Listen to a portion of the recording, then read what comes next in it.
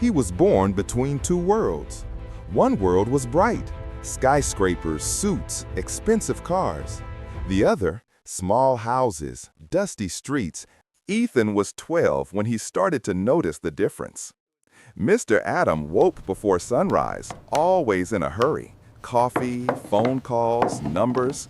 He said, "Time is money, Ethan. Every second counts." Father John also woke before sunrise, but he stood outside for a moment, breathing the air, smiling at the light. He said, "Time is life, my son. Don't forget to live it." Mr. Adam taught him how to buy things. Father John taught him how to build things. Mr. Adam spoke about profits. Father John spoke about purpose. At first, Ethan believed the rich father. Money looked powerful, clean, certain. But one day, he saw something that changed him. Mr. Adam yelled at his driver for scratching his car. Across town, Father John gave his last $10 to a man with no shoes. Ethan didn't say a word, but inside, a quiet question started to grow. Which one of them is really rich? That night, he wrote in his notebook, "Money can buy things, but can it buy peace?" He didn't know the answer yet, but one day he would. Ethan grew up, and the world grew louder. Everyone told him what success should look like: a degree, a suit, a paycheck. He listened, he studied, he worked. Mr. Adam was proud. "You're doing well, Ethan." It all began on a Monday morning. The city was loud, the office colder than usual. Ethan sat at his desk, staring at the screen. Hundreds of unread emails, meetings, numbers, noise. He felt nothing.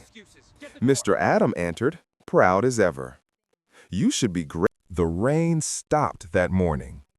Ethan opened his eyes and felt something he hadn't felt in years: silence.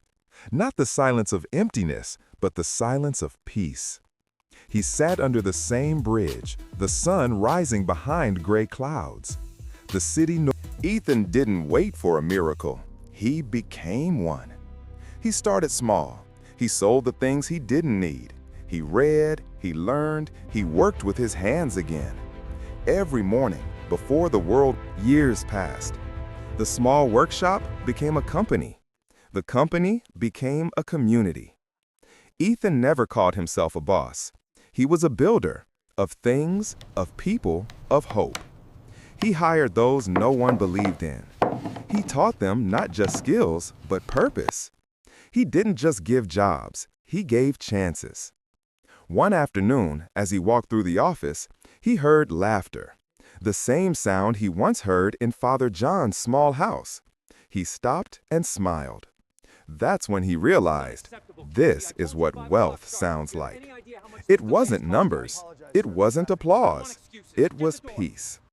Mr. Adam visited one day, older now, still wearing the same expensive suit. He looked around and said, "You did well, Ethan. You finally became rich." Ethan smiled softly. "No, sir. I just became free." That evening, he sat alone on the rooftop of his office, watching the sunset over the city. The same city that once broke him now looked beautiful. He thought of Father John and whispered, "You were right, Dad. Real wealth was never in the wallet. It was in the heart." And for the first time in his life, he felt no need to prove anything. He had already won, quietly.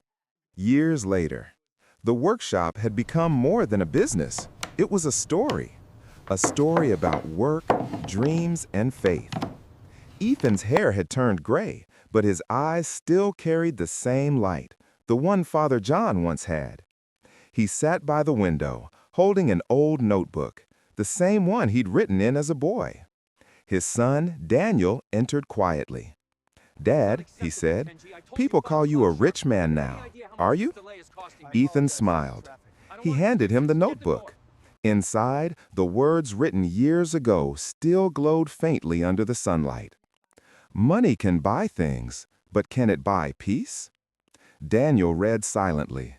Then Ethan said softly, "You see, son, wealth isn't in what you own.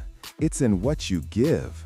Your hands, your time, your kindness, that's the real currency." Daniel looked at him, confused but thoughtful. "Then what should I chase, Dad?" Ethan smiled again. "Don't chase anything. Build something. Build yourself. Build others. That's how you'll find peace." Outside, the evening sun painted the sky in gold. Ethan watched it quietly, remembering his two fathers. Mr. Adam, who taught him how to think. Father John, who taught him how to feel. And he, Ethan, had finally learned how to live. As the light faded, he whispered to himself, "The richest life is the one that leaves something behind." He closed the notebook and smiled.